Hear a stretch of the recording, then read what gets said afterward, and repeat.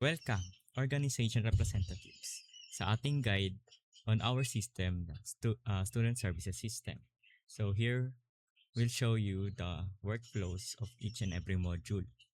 Now, after you log in sa system, ipepresent ka ng two choices, student or organization representative. This is exclusive lang sa mga users na may student role and organization role consecutively. So, you can go as student and you can watch the guide we made for the student services system. And pag inopen yung tab dito sa taas, may switch role na button dyan. Exclusive lang yan for users din talaga na dalawa yung roles, which is yung student and org. So, if you click that, you will be redirected again here. So, you can go continue as org. And here, mape-present sa'yo yung organization dashboard, which shows you stats on your reports and pending reports. Makikita rin natin dito yung mga recent reports na nasubmit natin. And that's it. You can filter it here. Yan.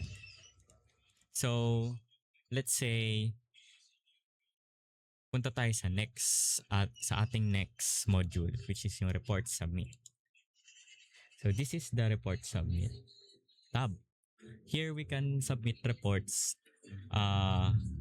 kung saan nandun yung ating accomplishments or yung mga ating tawag dito ating mga events. So let's say you can select your organization here, the semester, which is let's say per semester, reporting period. Let's sample na lang. Sample report. Sample descript. And yung activity na kinonduct. So you can add more activities here if ever may multiple activities siya, and you can remove as well. But it must have at least one activity row. So hindi mo siya madidelete lahat. So let's say yan. Sample seminar.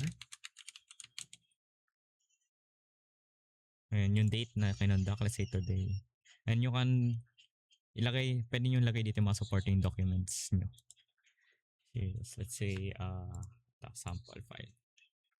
So you want submit report?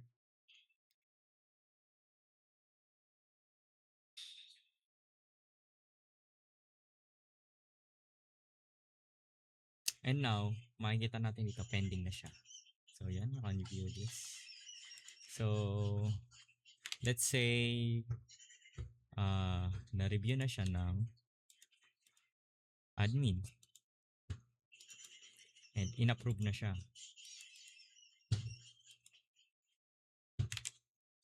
So pag ni-refresh natin ito, ayan, approve na siya.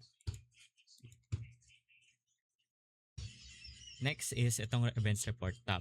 So this is our events report tab. So, and dito nyo lalagay lahat ng certificates and yung Google Drive kung saan nyo nilagay yung mga certificates nyo. So, kunwari, ayan, may dito, event types. Yung award, let's say sample na lang. Sample na rin to. Lahat. And local lang. Tapos, you need to input here a valid Google Drive. So, kung na ganyan, wala siya dito. Hindi mo siya masasab. Let's say, lagay tayo ng test drive.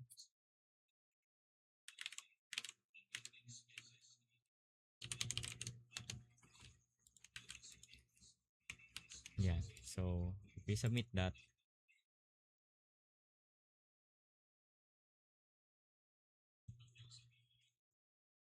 ayun, pending na siya. So, you can view that as well. And now, let's say na-approve na din siya ng admin or ng staff. Ayun, magno-notify yan dito. And also, dapat magre-reflect din siya dito. Approve na siya. Ayun. So, that is all sa events reports tab. So, let's say naman sa role transfer tab. Now, eto, gagamitin natin siya if ever tapos na yung termino nyo as a representative. So, you can find the one you want to pass on, the the tawag dito, the role to. Ayan. So, bawal mo siya ipasa sa sarili mo. Ayan.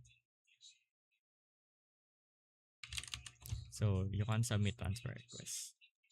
Tapos, ano yan, i-approve yan ng admin.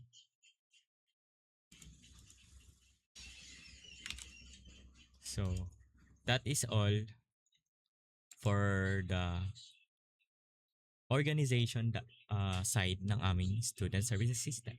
Thank you for listening.